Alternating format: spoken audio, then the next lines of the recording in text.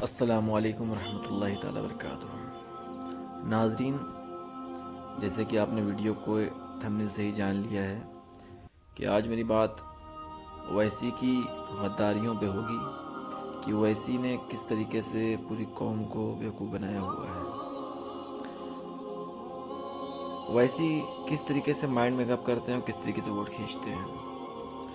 इन्होंने सबसे पहले गेम खेला बाबरी मस्जिद पे, इन्होंने और इनके वालिद साहब ने, और पूरी कौम के साथ में एक इमोशनल ब्लैकमेल का खेल खेला इन्होंने, ब्लैकमेलिंग का।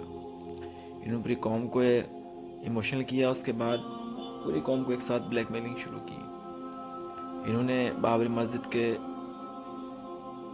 मसले में काफ़ी लंबा अरसा उसको केस को देखा और लड़ा, मगर पूछना ये चाहते हैं कि जब तुमको बाबरी मस्जिद का डर था तो बाबरी मस्जिद को इंटरनेशनल कोर्ट ऑफ जस्टिस क्यों नहीं ले गए, जबकि इंटरनेशनल कोर्ट खुली हुई है इस चीज़ के लिए, मगर उस केस को वहाँ नहीं ले गए।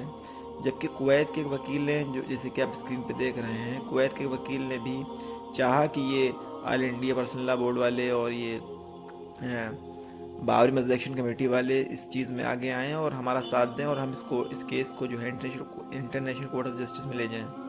मगर ये सब चीज़ें वो करते हैं जिनको मस्जिद की कद्र होती है, जिनको इस्लाम की कद्र होती है, जिनको अपनी कौम की कद्र होती है, वो ये काम करते हैं।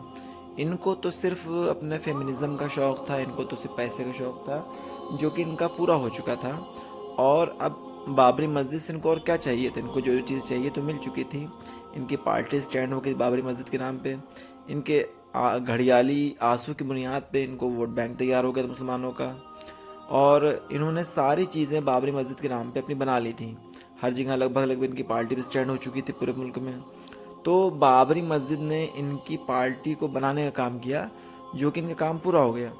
अब जिस तरह से दूध में गिरी मक्खी निकाले फेंक दी जाती है, वैसे इन्होंने बाबरी मस्जिद से अपना पल्ला झाड़ लिया। अब इनको बाबरी मस्जिद के लिए कोई चीज़ नहीं लड़नी है। और अगर इन्हें मस्जिद की इतनी फ़िक्र होती तो बाबरी मस्जिद छोड़े, इनके अपने शहर की मस्जिद की बात कर लीजिए। इनके शहर में ये चार मीनार जो कि मस्जिद थी, इसमें देखिए 1957 तक की यहाँ पे कोई मंदिर नहीं है, ठीक है। 1957 तक की यहाँ पे कोई मंदिर नहीं। आप फ़ोटो में देखें कि 1957 का ये फ़ोटो है, इसमें कोई मंदिर नहीं है। मगर 1990 आते आते यहाँ पे भी हिंदू मुस्लिम का गेम खेलना शुरू हो गया। अब हैदराबाद में कौन था, वहाँ पे तो इनके ही लोग थे, इनके वालिद साहब थे, ये थे। अब देखिए 1990 जैसे ही आया, वहाँ पे ये एक फ़ोटो मैं आपको दिखा रहा हूँ, देखिए वहाँ पे एक बुनियाद डाली गई शरपसंदी की, कि वहाँ पे एक मंदिर है और लक्ष्मी का या जिसको मानते हैं वो लोग, वहाँ पे एक रखा गया कि भाई यहाँ मंदिर है। मगर 1957 तक के उसका कोई वजूद नहीं था। तो ओवैसी को जब इतनी ही फिक्र थी तो इनके अपने इलाके में भी तो मस्जिदें हैं, वहाँ पे सब चीज़ हो रही, वहाँ इसके लिए आवाज़ नहीं उठाते हैं। मगर इसको फिक्र कहाँ है, यूपी में बाबरी मस्जिद की, उसके लिए घड़ियाली आंसू आता है। फिर आते हैं गोलकुंडा की मस्जिद में, जहाँ पे आज शराबें पी जा रही हैं। ये आप फ़ोटो देख सकते हैं, हैदराबाद की गोलकुंडा की शाही मस्जिद, जहाँ पे लड़कियाँ भी लाई जाती हैं, शराबें पी जाती हैं, और मस्जिद भी पूरी तरीके से बंद पड़ी है, ना नमाज होती ना कुछ होता है। और इसको फिक्र कहाँ की है, बाबरी मस्जिद की, क्योंकि बाबरी मस्जिद से इसको पैसा मिलना है, वोट मिलना है, सारी चीज़ें पूरी होनी है। मगर क्योंकि अब गोलकुंडा मस्जिद को जानता ही नहीं है, तो वहाँ पे इसका शौक़ नहीं पूरा हो पाएगा। और अगर इनको हकीकत में इस्लाम या मुसलमानों से मोहब्बत थी मस्जिद से, तो इस मस्जिद पे भी कुछ करते हैं, इस मस्जिद पे कुछ करते हैं। ये गोलकुंडा की शाही मस्जिद है, इस पे कुछ करते हैं। वहाँ तो शराब नोशी हो रही है, मस्जिद की हुर्मत पामाल हो रही है, जिनाकारियाँ हो रही हैं, अय्याशियाँ हो रही, लड़की भी आ रहे हैं, लड़के भी आ रहे हैं, सब जूतों समेत मस्जिद में दाखिल हैं, मगर उसकी फ़िक्र नहीं है। इनको रोना सी बाबरी मस्जिद के, इससे इनका काम पूरा हो गया। बाकी ये कौम को बताते हैं कि लोग ऐसे हैं, लोग ऐसे हैं, और नारे लगवाते हैं इनके, जबकि ख़ुद के इनके नेता शिर्क में मुब्तला हैं। अब बात करते हैं इनके भैया की, इनके छोटे भैया अकबरुद्दीन ओवैसी, जो कि कहते हैं स्टेज पर से कि 15 मिनट के लिए पुलिस हटा लो और हम बता देंगे 25 करोड़ कि हम क्या कर सकते हैं। क्या ये जुमले एक सभ्य समाज या एक अच्छे इंसान की पहचान है? इस्लाम में भी इसकी कोई जगह नहीं है। इस तरीके का तो कभी कोई बयान है ही नहीं इस्लाम में भी कि किसी कौम से ज़बरदस्ती लड़ा जाए, किसी ज़बरदस्ती लड़ाया जाए। सुनिए खुदा।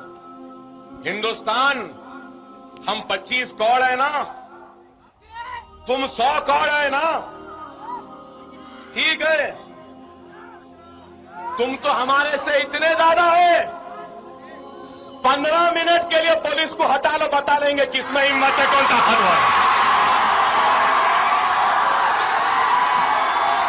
15 मिनट हटा लो। तो अजीज़ों, आपने देखा कि इनके छोटे भैया किस तरीके से आ उगल रहे हैं, और अगर यही बात को दूसरा करे तो फिर इसमें क्या बेजा है। अगर वो ये बात करते हैं कि मुस्लिम औरतों को कब्रों से निकाल के उनके साथ बलात्कार करो, जिना करो, तो फिर हमारे ये जिनको लोगों ने, अंधभक्तों ने, हमारे तरफ के कुछ मुस्लिम अंधभक्तों ने इनको जो कायद बनाया हुआ है, मुसलमानों का अमीर बनाया हुआ है, लीडर बनाया हुआ है, उनकी बोली तो आप सुनिए।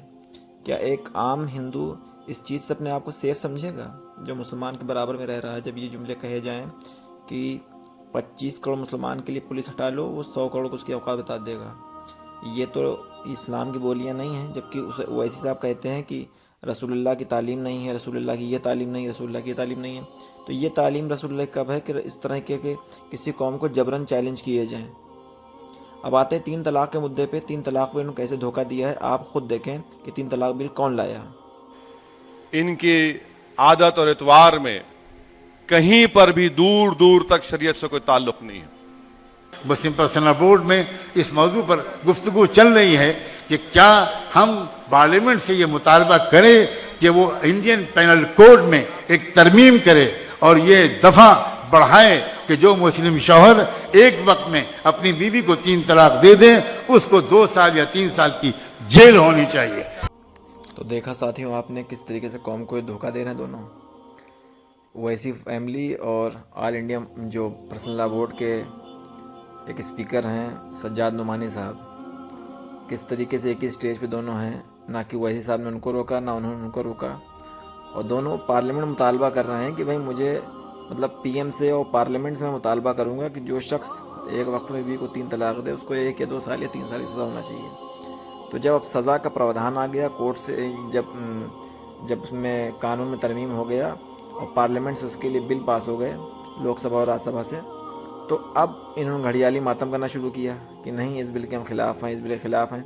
जबकि इनकी अपनी पार्टी जिसके साथ इनका ज़्यादा अलायंस रहता है, टीआरएस, वो भी 3 तलाक बिल के साथ थी। ये किसको धोखा दे रहे हैं? अपनी आंखों खोलें और समझें कितने ही बड़े धोखेबाज लोग हैं। समझें आप इसको, आप लोग। तो साथियों, मैंने आपके सामने जो भी बताना था बता दिया। अब भी आपकी आंखें ना खुलें तो फिर आप खुद अपनी बर्बादी के जिम्मेदार हैं। किसी कौम से जबरन लड़ना, वो भी आपने खुद देखा कि 100 करोड़ हिंदू, 25 करोड़ मुसलमान की बात इन्होंने खुद की। और बहुत से हिंदू ऐसे भी होंगे जो आपको कभी परेशानी में आपका साथ भी देते होंगे। इन्होंने सबको गिन दिया कि 100 करोड़ हिंदुओं से लड़ाई की जाए। फिर इन्होंने 3 तलाक में भी कौम को धोखा दिया। बाबरी मस्जिद को भी इंटरनेशनल कोर्ट ऑफ जस्टिस में नहीं ले गए। फिर गोलकुंडा मस्जिद के मामले में भी इन्होंने जो है कुछ नहीं किया। टीआरएस ने इनके अभी हाल ही में 2 मस्जिदें शहीद की। फिर इन्होंने चार मीनार है, वहाँ पे भी एक मंदिर कायम हो गया लक्ष्मी का। और ये सिर्फ स्टेजों पे हिंदू मुसलमान की बात करते रहते हैं, हिंदुओं को मुसलमान से लड़ाना, मुसलमान को हिंदू से लड़ाना। और कुछ इधर हमारे तरफ हैं ऐसे कमीने लोग, और कुछ उधर ऐसे लोग हैं। तो दोनों पार्टियों से कहूँगा, दोनों हिंदू मुसलमान से, कि इनसे बच के रहें ऐसे लोगों से।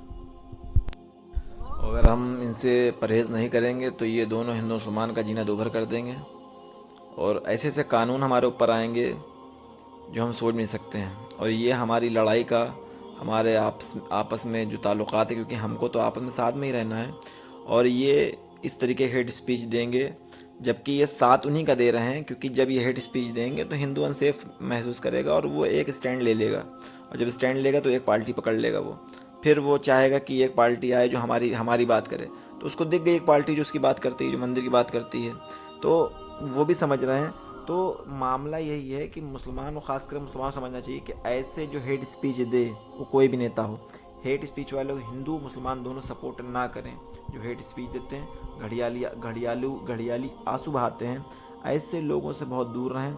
ये सिर्फ और सिर्फ अपनी सियासत चमकाएंगे और पूरी कौम को बेच लेंगे। और एक सवाल इनके मुहिब्बीन से, जो इनको बड़ा चाहते हैं, पसंद करते हैं, इनके अंधभक्त, ये बताएं कि हुजूर सल्लल्लाहु अलैहि वसल्लम में गुस्ताखियाँ होती हैं आज तक, इस बंदे ने आज तक क्या किया? नामुस रिसालत सल्लल्लाहु अलैहि वसल्लम। हिंदुस्तान में एक से एक बड़ी बड़ी गुस्ताखियाँ हुई। फ्रांस से लेके शार्ली हेब्दो से लेकर डेनमार्क बहुत सी गुस्ताखियाँ हुई। इसने क्या किया? तो अपनी आंखें खोलो और समझो कि ये कितना बड़ा मरदूद है। ये सिर्फ कौम को बेवकूफ़ बना रहा है। अगर वीडियो समझ में आई हो तो लाइक, शेयर और सब्सक्राइब कर दें। अल्लाह हाफिज़।